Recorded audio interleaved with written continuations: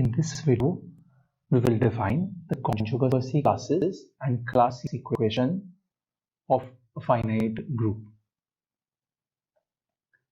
We will use the concept of class equation to prove the Celio theorems at a later stage. Let us consider this relation on a group G given by A is related to B if there is some element C in G such that A is equal to C inverse BC. Let us prove that this relation is an equivalence relation.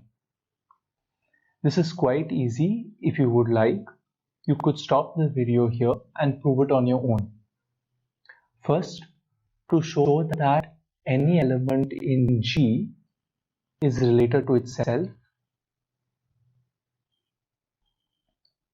let us take an element A in G, element inverse, which is the identity element itself, times A times the identity element, which means that A is related to itself.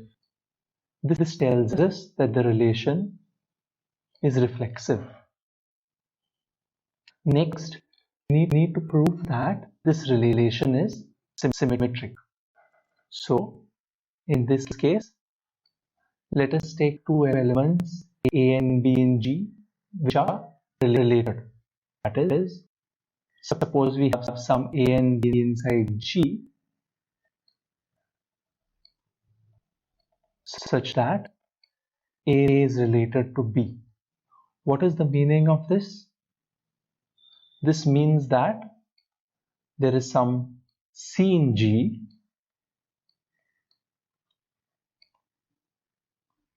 such that A is equal to C inverse BC. Now, first by left multiplying by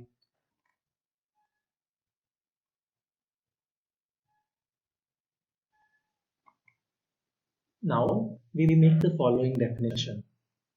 We say that two elements in a group G are conjugates if they are related by the above equivalence relation, that is, A is equal to some C inverse BC. You can notice here that two similar matrices in the group of all invertible matrices of order n are conjugates.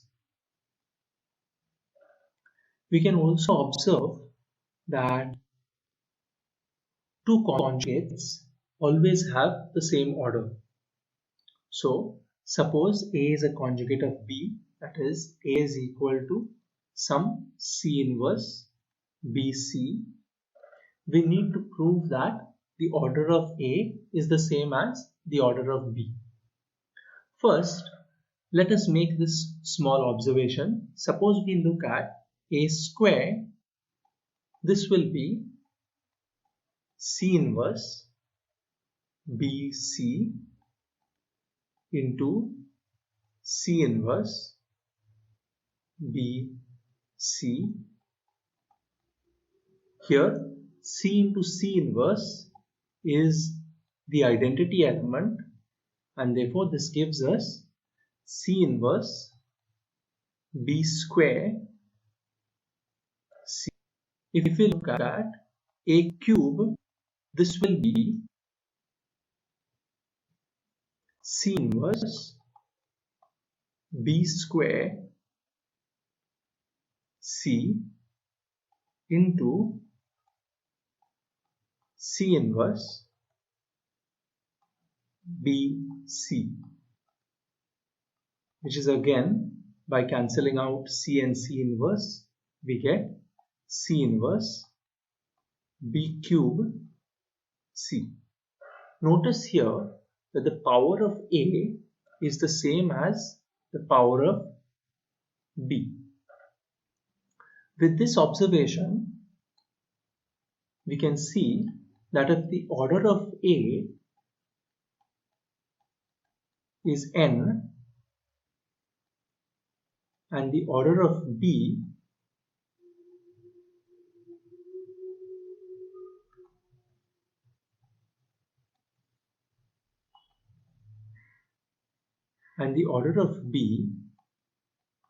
is m, then a raised to m is equal to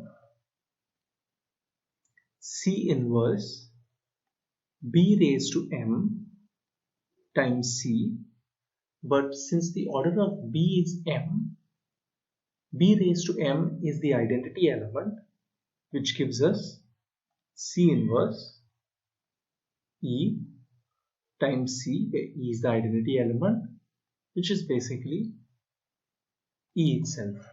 And this tells us that the order of A needs to be less than or equal to the order of B. Also, as we know that the relation is symmetric, we'll also have the order of B is less than or equal to the order of A. Try writing down the entire proof of this on your own.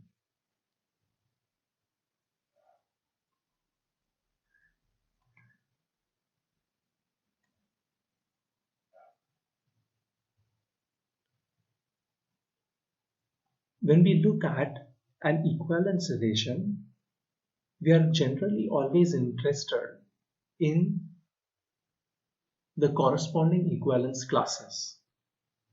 The equivalence classes of the above equivalence relation, which we have stated at the start of the class, is called as the conjugacy class of A, where A is an element in G. We denote this equivalence class by CL of A. Now, what is CL of A going to be? It is essentially all the conjugates of A. What are the conjugates of A? Elements of the type C inverse AC such that C is inside G. Therefore, the conjugacy class of A is a set of all those C inverse AC, that is the conjugates of A.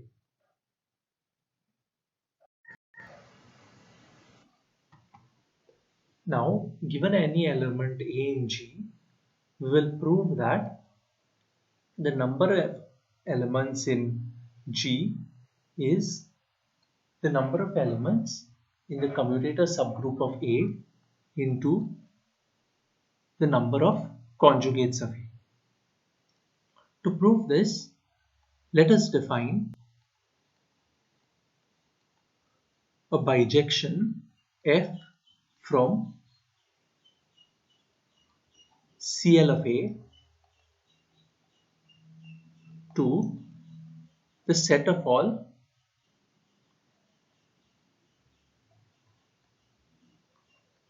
left cosets of A. We will let F take a conjugate. Now, every conjugate can be represented as some x times A x inverse. Notice that previously we were using the expression x inverse AX, but this is also true. So we will take x A x inverse to the left coset x times C of A.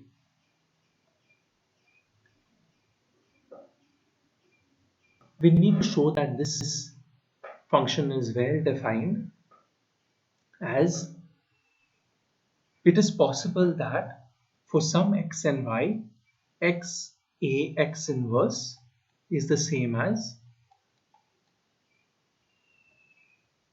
y A y inverse. But in this case, multiplying throughout on the left by y inverse and on the right by x we will have y inverse x a equals a times y inverse x, which tells us clearly that y inverse x commutes with a, or in other words, y inverse x is in C of a, and therefore x times C of a is the same as y times C of a.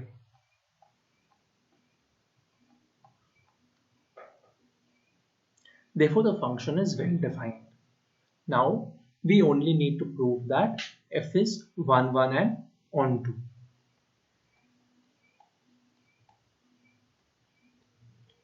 To prove that f is 1, 1, we need to start with two left cosets, say x times C of a and y times C of a, which are equal, and prove that x inverse is the same as y inverse. This is in fact just proving the converse of well defined. So let's look at this argument first. This will tell us that y inverse x is in C of a, which means that y inverse x commutes with a, that is y inverse x a is equal to a times y inverse x. Now multiplying throughout, on the left by y and on the right by x inverse, we get x a x inverse is equal to y a y inverse. Therefore, we see that the corresponding conjugates are the same, and this tells us that the function f is 1, 1. Now to prove that the function is onto, we just need to start with a left coset of C of a, say some x times C of a, and by the definition of the function itself, we know that f of x a x inverse is equal to x times C of a, which means that the function is onto, and hence we have shown that f is 1, 1 and onto, and therefore f is a bijection. Since f is a bijection, we know that the number of elements in CL of A is the same as the number of elements in the set of all left cosets of C of A, which is the number of elements in G upon the number of elements in C of A, and this proves our theorem.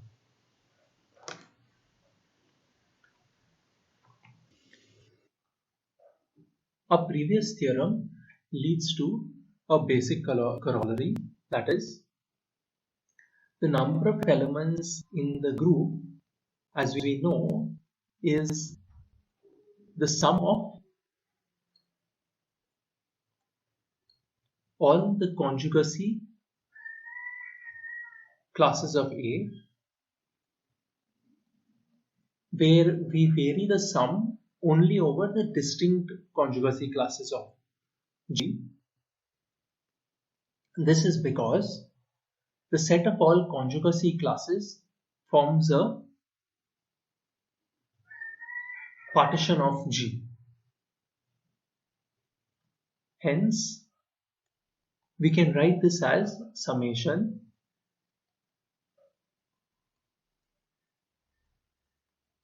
G by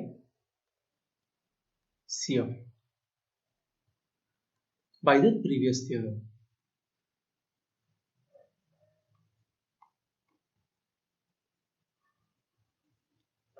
Let us prove one small exercise, that is, if the set of all conjugates of A is only A, that is, there is only one conjugate of A, then A is in Z of G and vice versa. So let us first assume that CL of A is A itself.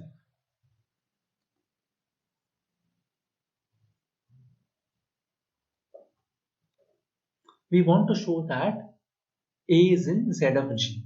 That is, we want to show that every element in G commutes with A. So let us start with some element B in G.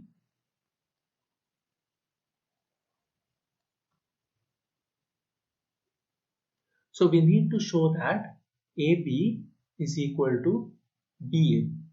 But we know that all conjugates of A are A itself. So in particular, the conjugate B inverse AB is A. And hence multiplying throughout on the left by B, we get AB is equal to BA, which means that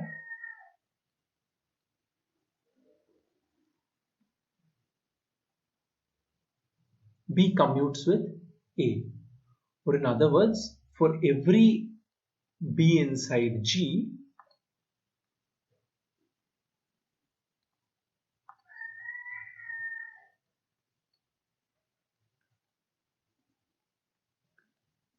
AB is equal to BA, and hence A is in Z of G.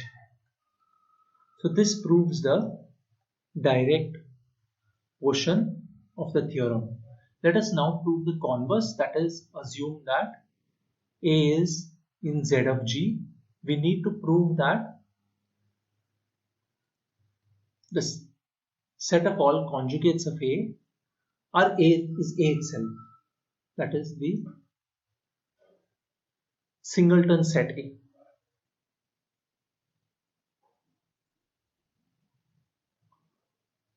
To prove this, we need to basically prove that given any B inside G,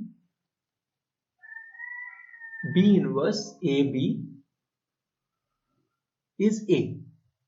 But we know that A is in Z of G, therefore B inverse AB will be A times B inverse B, as A commutes with every element of G, but B inverse B is the identity element, so therefore this gives us A, and therefore this tells us that you give me any conjugate of A, it is equal to A itself, and hence CL of A is A itself. Now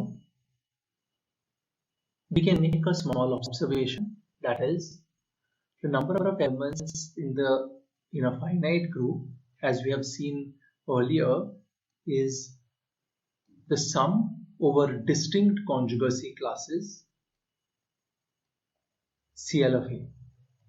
But from this sum, we can separate out all those conjugacy classes which are singleton sets. That is basically all the elements in Z of G. This will give us sum Z of G plus summation CL of A, not just the singleton set, into the order of CL of A. Remember that the sum varies over distinct conjugacy classes of the group. Now, by previous theorem, we know that CL of A is G by C of A. So this essentially gives us order of Z of G plus summation CL of A not equal to A into G by C of A. This expression here is called as the class equation of G. Let us now prove some results which follow from the class equation of G.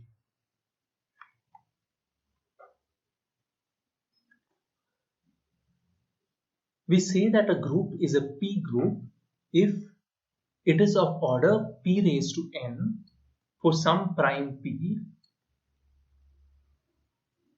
By Lagrange's theorem, you can observe that the order of any element of a P group or the order of a subgroup of a P group will always be of the form P raised to k, where k lies between 0, 1 to n. If you are not familiar with Lagrange's theorem, please go back and check. We will now prove the center of a P group is non-trivial.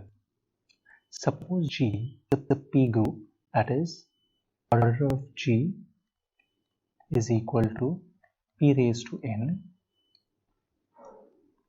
where n is a positive integer and P is a prime.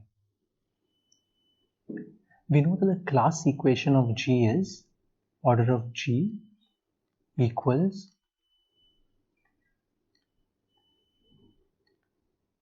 order of Z of G plus summation A not in Z of G cardinality of CL of A.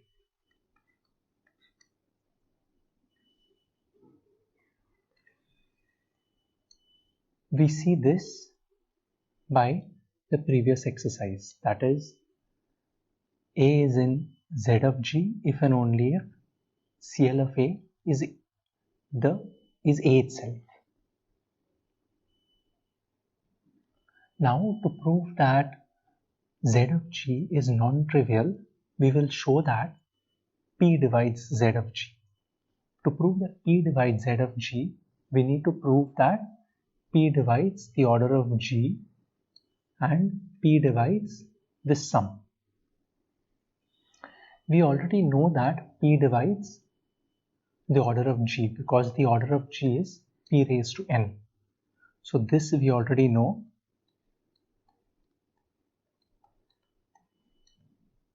We now need to prove that P divides the order of that sum.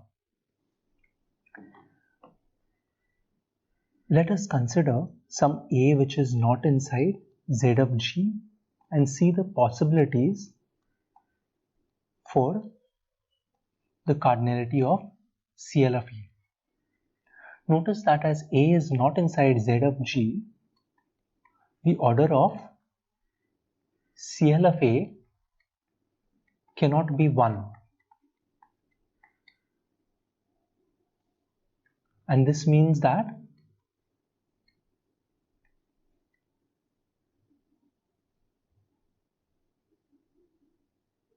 the order of CL of A has to be strictly greater than 1. Now, notice that the order of CL of A, as we have proved earlier, is equal to the order of G, which is P raised to n, divided by the order of C of A. as C of A is a subgroup of G, we know that the order of C of A will be some P raised to K, where K lies between 0 and N. So this will give us P raised to N upon P raised to K, which is P raised to N minus K, where K lies between 0 up to N. Now, K cannot take the value N, as if K is N, then P raised to N minus K will be 1, but we know that the order of CL of A is not 1. So therefore, the order of CL of A has to be P raised to R, where R goes from 1 to up to N, and therefore P always divides the cardinality of CL of A, and hence P divides this sum, which means that P will divide Z of G.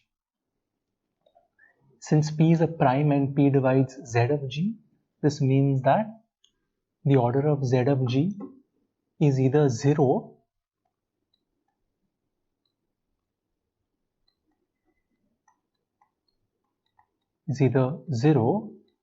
or is a positive multiple of P.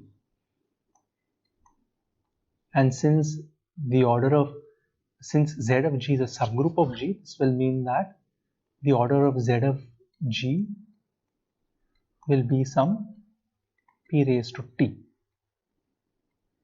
But we know that this cannot happen, since the identity element is in Z of G. It is a subgroup, contains the identity element, and therefore the order of Z of G has to be some P raised to T, where T is, since P divides the order of Z of G, T cannot even take the value 0, so it has to go from 1, 2 to N.